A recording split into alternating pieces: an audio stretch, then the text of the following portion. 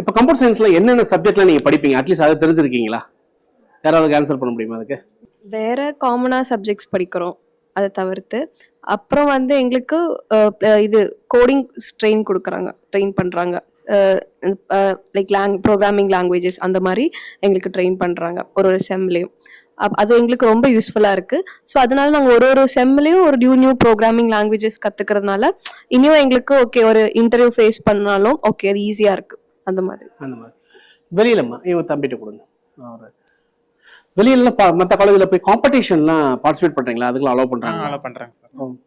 என்ன மாதிரி இப்போ காம்படிஷன்ஸ்லாம் பண்றீங்க? நிறைய காம்படிஷன் ஹேக்கத்தான் எல்லாம் போறீங்க, அலோவ் பண்றாங்க. ஹேக்கத்தான்ஸ்லாம் அலோவ் பண்றாங்க. அந்த தாட் ப்ராசஸ்லாம் இருக்கு. ஓகே. இப்போ உங்க சீனியர் எந்த அளவுக்கு பிளேஸ் ஆயிருக்காங்க? ஏதாவது உங்க സീനിയറോட പ്ലേസ്മെന്റ് റെക്കോർഡ് പറ്റി ഏதாவது உங்களுக்கு தெரியுமா? ഞാൻ ഇവിടെ ஃபர்ஸ்ட் டைம் வந்தப்போ கேரளானால இங்கே தான் கோயம்புத்தூர் நியர், ஸோ அப்படி வந்தேன். அப்போ அவங்க சொன்னாங்க ஃபர்ஸ்ட் നമ്മൾ വരുമ്പോൾ காலேஜில் പറയില്ലേ இப்படி சீனியர்ஸ் எல்லாம் இப்படி போனாங்க. அப்போ அவங்க போய் சொல்றதை விட உண்மையை சொன்னாங்க. இவங்க இப்படி போயிருக்காங்க, 4th இயர் லாஸ்ட் செம் முடியறதுக்குள்ளேயே பிளேஸ் ஆயிட்டு அவங்க அங்கே வேலை பண்ணிட்டு எக்ஸாமுக்கும் பின்னே ப்ராஜெக்ட் ரிவ்யூ அதுக்கு மட்டும்தான் இங்க வருவாங்க. ஓ, நீங்க அதை பார்த்திருக்கீங்களா? அதாவது என்னோட காலேஜ் பஸ்லயே